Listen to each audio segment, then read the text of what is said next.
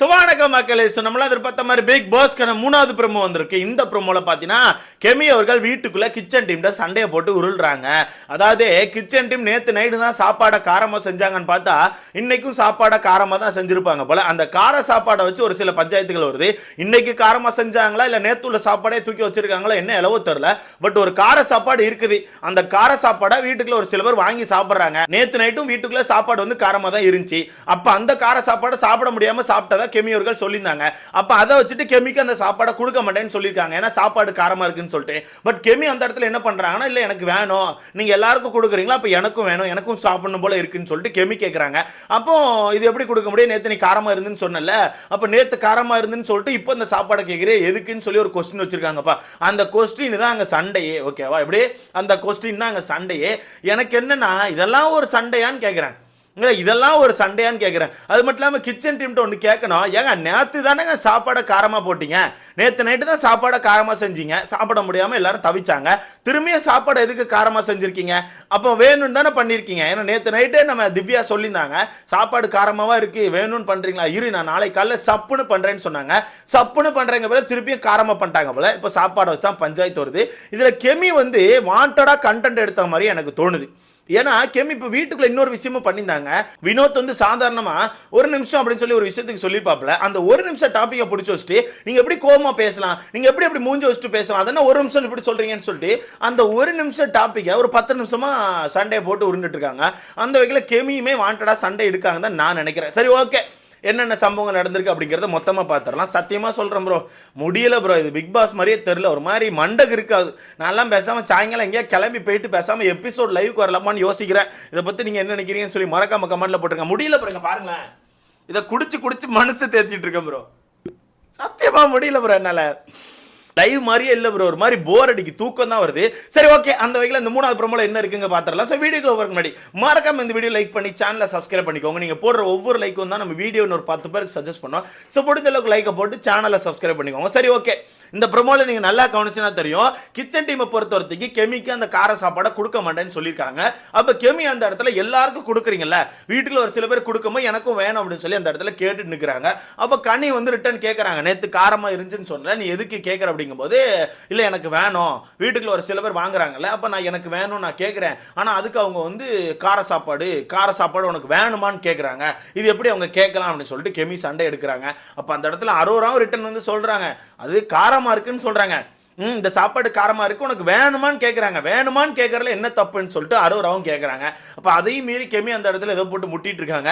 அப்ப அங்க இருந்து திவ்யா வந்து அரோராட்ட சொல்றாங்க, அங்க பாத்தியா, இதுக்கு தான் சொன்னேன் அரோரா, நான் யாருக்கும் சாப்பாடு கொடுக்க மாட்டேன்னு சொல்லிட்டு, எங்க வந்து நிற்கு பாத்தியான்னு சொல்லிட்டு திவ்யா சொல்றாங்க. சைட்ல பார்த்தா நம்ம சாண்ட்ரா, நான் அப்பவே சொன்னோம் உனக்கு இந்த தேவையில்லாத வேலை அப்படின்னு சொல்லிட்டு சாப்பாடை வாய்க்குள்ள வச்சுக்கிட்டு உட்காந்து பேசிட்டு இருக்காங்க. மொத்தத்துல சாப்பாடை வச்சு ஒரு கண்டென்ட் உருவாக்கி இருக்காங்க. அந்த கண்டென்ட்ல எதுக்கு இப்ப கெமி அழுதாங்கன்னு தெரியல.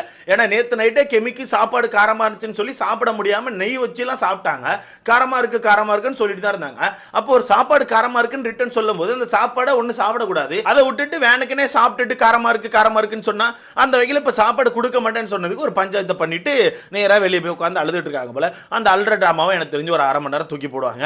அவ்வளவுதான் ப்ரோ, இன்னைக்கான எபிசோட் அப்படிங்கிறது இந்த டிராமாலே பேர போகுது. ஏன்னா மற்றபடி வேற எதுவுமே இந்த வீட்டில் இருக்க மாதிரி எனக்கு தெரியல. ஆனா எனக்கு என்ன கொஸ்டின்னா, எதுக்கு கிச்சன் டீம் இப்படி பண்றாங்க? ஏன்னா நேத்தே கிச்சன் டீமுக்கு சொல்லியிருந்தாங்க சாப்பாடு காரமா இருக்குன்னு சொல்லிட்டு. அப்படி இருக்கும்போது இன்னைக்கு அவங்க பார்த்து தானே சமைச்சிருக்கணும். அப்ப எனக்கு என்னமோ கிச்சன் டீம் மேலே ஒரு சந்தேகம் இருக்கு, திவ்யா வந்து வாண்டடா பண்றாங்களோன்னு எனக்கு தோணுது. பண்ணக்கூடிய ஆட்கள் தான் ப்ரோ. ஏன்னா நேற்று நைட் அப்படிதான் பிளான் போட்டாங்க பார்த்துக்கோங்க. 2 பேருமே நேற்று நைட் அப்படிதான் பிளான் போட்டுட்டு இருந்தாங்க. காரம் அதிகமாக போட்டுரும் அப்படின்னு சொல்லி தான் பிளான் போட்டு பேசிட்டு இருந்தாங்க. அந்த வகையில் பண்ணாலும் பண்ணியிருப்பாங்க. ஸோ என்னங்கிறத நம்ம வெயிட் பண்ணி பார்க்கலாம். இன்னும் லைவ்ல வரல. அது மட்டும் இல்லாமல் கெமியுமே கொஞ்சம் வாண்டடா கண்டென்ட் பண்ண மாதிரி தான் எனக்கு தோணுது. ஏன்னா இப்போ வீட்டுக்குள்ள ஒவ்வொருத்தராக பெர்ஃபார்ம் பண்ணிட்டு இருந்தாங்க. ஃபர்ஸ்ட் நம்ம விஜே பாரும் வியானாவும் ஏதோ டான்சிங் அப்புறம் ஏதோ ஒரு கிரிஞ்ச ஒன்று பண்ணிட்டு இருந்தாங்க. அதுக்கப்புறம் அப்படியே இந்த பக்கம் கட் பண்ணி பார்த்து நம்ம மாப் மாயாவிஸை உட்கார வச்சு நம்ம ஃப்ளெக்ஸ் ஃபைட்டர்ஸ் வந்து ஒரு கண்டென்ட் பண்ண ட்ரை பண்ணாங்க. அப்போ அந்த கண்டென்ட்ல ஏதோ ஒரு லைனை வந்து மிஸ் பண்ணிட்டாங்க போல. அந்த லைனை டீம்கிட்ட சொல்றதுக்காக வினோத் வந்து ஒரு நிமிஷம் அப்படின்னு சொல்லி அவர் சொன்னார்ப்பா, ஒரு நிமிஷம் வெயிட் பண்ணுங்க அப்படிங்கிறதுக்கு டப்புனு இப்படி ஒரு மாதிரி பரபரன்னு சொல்லி சொல்லிட்டாரு. அதை பிடிச்சி வச்சுட்டு கெமி சண்டையை போட்டு உருண்டுட்டு இருக்காங்க. எதுக்கு கோபமா பேசுறீங்க, இந்த மாதிரி நான் பேசுற உழைச்சிக்காதீங்க, ஒழுங்கா பேசி பழகுங்கன்னு சொல்லிட்டு ஒரு மாதிரி சண்டையை போடுறாங்க. வாண்டடா பண்ற மாதிரி இருக்கு ப்ரோ. மொத்தத்தில் இந்த சீசன் ஆரம்பிச்ச முதல் நாள்ல இருந்தே ஆர்டிஃபிஷியலா மட்டும் தான் ஃபீல் ஆகுது. ஒரு ஒரு உருப்படியான ஃபீலே வர மாட்டேங்குது. அதாவது ரியலாக இவங்க சண்டை பண்ணுறாங்க, ரியலாக இவங்க பேசுகிறாங்க, அந்த ஃபீலே வர மாட்டேங்குது. ஃபுல் அண்ட் ஃபுல் எல்லா விஷயமே ஒரு மாதிரி ஆர்டிஃபிஷியலாக தான் தோணுது. உங்களுக்கு எப்படி தோணுதுன்னு சொல்லிட்டு மறக்காம கமெண்ட்ல போடுங்க. ஏன்னா இந்த சண்டையிலுமே அவர் வந்து நார்மலாக ஒரு நிமிஷம் தான் சொன்னார், ஓகேவா? நார்மலாக ஒரு நிமிஷம் சொன்னதுக்கு அப்படி போட்டு கத்திக்கிட்டு இப்படி முறைக்காதீங்க, இப்படி பேசாதீங்கன்னு சொல்லிட்டு கெமி ஒரு மாதிரி வாண்டடாக இழுத்துட்டு இருக்காங்க. நேற்று நைட்டுமே காமு மட்டும் ஒரு சண்டையை போட்டிருப்பாங்க. அதுமே இந்த கார சாப்பாடு தான். கார சாப்பாடை சாப்பிட்டுட்டு நெய் வந்து எக்ஸ்ட்ரா ஒரு ஸ்பூன் கேட்டது காமு மாமா கொடுக்க மாட்டேன்னு சொல்லிப்பாப்ல.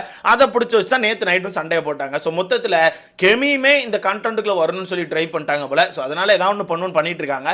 ஆனால் இது வந்து யார் மேலே தப்பு சொல்லணும்னு எனக்கு தெரியல ப்ரோ. பிக் பாஸ் டீமை தப்பு சொல்லவா இல்லை இவங்கள தப்பு சொல்லவா எதுவுமே தெரில. ஏன்னா டீம் மேலே மிகப்பெரிய தப்பு இருக்குது ப்ரோ. இவங்களை சும்மா வெட்டியாகவே விட்டுருக்காங்க, 20 நம்ம வெட்டியாகவே விடுறாங்க. இது டாஸ்கே கிடையாது ப்ரோ. இவங்களை பொறுத்தவரைக்கும் ஒரு டம்மி பாபா சொன்னே உருப்படியாக பண்ண மாட்டேங்கானோ அப்படிங்கிறது நல்லா தெரியும். அப்படி இருக்கும்போது டாஸ்க் அப்படிங்கிறது டிஃப்ரெண்ட்டாக கொடுக்கணும்ல. ஒரு ஃபிசிக்கல் டாஸ்க் மாதிரி கொடுத்து மாற்றி மாற்றி அடிச்சுக்க விட்டால் தான் நல்லாயிருக்கும். அதை விட்டுட்டு ஒரே ஐடியா இந்த மாதிரி டம்மி டாஸ்க்கை கொடுத்துட்டு கண்டென்ட் வரலன்னு என்ன பண்ண முடியும்? டாஸ்க்கை மாற்றி கொடுங்க. நீ எவ்வளோ டாஸ்க் இருக்க, பழைய சீசன்லேருந்து டாஸ்க் எடுத்துட்டு வாங்க, தப்பு கிடையாது, வைக்கலாமா, யார் வைக்க வேணாம், எல்லா சீசன் அப்படி தானே பண்ணிட்டு இருக்கீங்க. இப்படி இருக்கும்போது பழைய சீசனில் இருக்க ஒரு ஃபிசிக்கல் டாஸ்க்கை தூக்கிட்டு வந்து இந்த சீசனில் வச்சா நல்லா தான் இருக்கும். எனக்கு தெரிஞ்சு விறுவிறுப்பாக இருக்கும், சுறுசுறுப்பாக இருக்கும். சண்டை வரும் ப்ரோ, கண்டிப்பாக சண்டை வரும். என்னங்க எல்லாருமே சண்டை போடக்கூடிய ஆட்கள் தான், சும்மா சண்டை தான் போட்டுட்டு இருக்காங்க. அப்படி இருக்கும்போது வைங்கன்னு கேட்குறேன். எதையுமே வைக்காமல் இந்த மாதிரி ஒரு டம்மியாக ஒரு டாஸ்க் கொடுத்து அவங்களை எல்லாம் வெட்டியாக விட்டு லைவையும் வெட்டியாக ஓட விட்டு என்ன ட்ரை பண்ணுறீங்க? தமிழ் பிக் பாஸை இந்த சீசனுக்கு அப்புறம் அழிச்சிடணும்னு முடிவு பண்ணியிருக்கீங்களா? இல்லை உண்மையாகவே உங்ககிட்ட பிக் பாஸ் டீம் சரியில்லையா? ஏன்னா டீமை பொறுத்த வரைக்கும் எனக்கு தெரிஞ்சு ஓகேவாக தான் இருக்குது. ஏன்னா மலையாளம் பிக் பாஸ் கொஞ்சம் ஓகேவாக தான் போச்சு. நான் கவனிச்ச வரதுக்கு எல்லா வகையிலுமே நான் கவனிச்ச வரதுக்கு நல்லா தான் போச்சு. டாஸ்க் எல்லாமே ஓகேவாக தான் இருந்துச்சு. பட் இங்கே மட்டும் தான் ரொம்ப சொதப்புறாங்க ப்ரோ. அங்கே அப்படியே காப்பி கட் பண்ணி தானே பண்ணிட்டு இருக்கீங்க. அப்போ அங்கே உள்ள டாஸ்க்லாம் தூக்கி இங்கே கொட்டுங்கன்னு கேட்குறேன். பட் மலையாளம் பிக் பாஸ்லேயே டாஸ்க் கம்மி தான், ஆனால் வீட்டுக்குள்ள உள்ளவங்க கண்டென்ட் கொடுத்தாங்க. அந்த வகையில் இங்கே டாஸ்க்கும் கம்மி, வீட்டுக்குள்ள உள்ளவங்க கண்டென்ட்டும் கம்மி. இவங்களுக்கு கண்டென்ட் அப்படிங்கிறது எப்படி கொடுக்கணும்னே தெரியல ப்ரோ.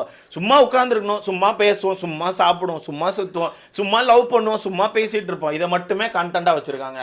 எனக்கு தெரிஞ்சு விளங்காது. எப்படியே போச்சுனாலாம் பிக் பாஸ் ஒரு மண்ணு ஷோவாயிரும். சும்மா இவங்க மட்டும் மாற்றி பெரிய டாஸ்க் பண்ணிட்டு இருக்க மாதிரி உள்ள நினைச்சிட்டு சுத்த வேண்டிதான். வெளியே மக்கள் வந்து கழுவி ஊற்றி பூட்டிட்டு போயிட்டே இருப்பாங்க. ஆல்ரெடி வியூவர்ஷிப் வந்து கம்மியாயிடுச்சு. பிக் பாஸ்க்கு வியூவர்ஷிப் வந்து சுத்தமாக இல்லை இந்த வாரத்தில், ஓகேவா? அப்படி இருக்கும்போது இந்த பிக் பாஸ் இப்படியே போச்சுன்னா அடுத்த வாரம் இழுத்து மூட வேண்டியிருக்கும். அந்த லெவலுக்கு கண்டிப்பாக போகும். ஏன்னா எபிசோட்லாம் மக்கள் பார்க்குறத அப்படி கம்மி பண்ணிட்டு இருக்காங்க. மக்கள் லைவை வெறுக்க ஆரம்பிச்சிட்டாங்க. லைவ்ல கண்டென்ட் இல்லைன்னு சொல்லி மக்கள் வெறுக்க ஆரம்பிச்சிட்டாங்க. இப்படி லைவே வெறுக்க ஆரம்பிச்சிட்டாங்கன்னா ஒன்னொரு எபிசோட்லாம் சுத்தமாக எட்டியே பார்க்க மாட்டாங்க. என்ன அளவே போட்டு போறான்னு சொல்லிட்டு மக்கள் கண்டிப்பாக வெறுத்துருவாங்க. ஸோ இதுக்கு டீம் சைட்லேருந்து கண்டிப்பாக ஏதாவது யோசிச்சு முடிவெடுக்கணும். முடிவெடுத்து நல்லபடியாக மூவ் பண்ணாங்கன்னா எனக்கு தெரிஞ்சு தப்பிக்கும் இந்த பிக் பாஸ். இல்லைன்னா கஷ்டம் தான். இல்லைன்னா நான் சிம்பிளாக இன்னொரு ஒரே ஒரு ஐடியா சொல்கிறேன் ப்ரோ. ஒன்று, இந்த சீசன் எவிக்ட் ஆகி போனதில் ஒரு 3 பேரை வீட்டுக்குள்ள விடுங்க. ஆதிரை, பிரவீன், அடுத்த நம்ம தண்ணிப்படம், இந்த 3 பேரை வீட்டுக்குள்ள விட்டிங்கன்னா கண்டிப்பாக கண்டென்ட் வரும். தண்ணிப்படத்தை பொறுத்தவரைக்கும் நேராக வினோத், சபரி, எஃப்ஜே இவங்களெல்லாம் அட்டாக் பண்ணுறாங்க பேரில் ஏதோ ஒன்று பண்ணிட்டு இருப்பாப்புல, அது கண்டென்ட்டாக மாறும். ஆதிரையை பொறுத்தவரைக்கும் நேராக எஃப்ஜே பிடிச்சி அடியேன்னு அடிச்சுட்டு இருப்பாங்க, அது ஒரு கண்டென்ட்டாக மாறும். பிரவீனை பொறுத்தவரைக்கும் வீட்டுக்குள்ளே யார் ஃபேக்கு, யார் என்னென்ன பேசியிருக்காங்க அப்படிங்கிற விஷயத்தை அந்த பயவில் நல்லா பார்த்து வச்சுருப்பாப்புல. அப்போ அவரை வீட்டுக்குள்ள விடும்போது கண்டிப்பாக அவர் இன்னும் பிரித்து மேய்வார். ஸோ இந்த மாதிரி பண்ணுங்க. இல்லை இதெல்லாம் பண்ண மாட்டோம், இருக்கிறவங்கள வச்சே ஓட்ட போகிறோன்னு முடிவு பண்ணிங்கன்னா ஓட்டுறதுக்கான வாய்ப்பே கிடையாது. 50 நாள் கூட தாண்டாது. ஏன்னா 42வது நாள் இப்படி போட்டு நக்கிட்டு இருக்குன்னா அந்த ஷோ 50 நாள் தொடும் போதுலாம் படுத்துரும், ரோட்டில் படுத்து தேய்ச்சிரும். ஸோ இதுக்கு நீங்கள் கரெக்டான ஒரு முடிவெடுப்பீங்கன்னு நம்புகிறேன். அடுத்த வாரம்லாம் டாஸ்க்கை கரெக்டாக கொடுங்க. இல்லாட்டினா ஒன்றுமே பண்ண முடியாதுங்கிறத என்னோட கருத்து. உங்களுக்கான கருத்தை மறக்காம கமெண்ட் போடுங்க. அடுத்துல பார்க்கலாம்.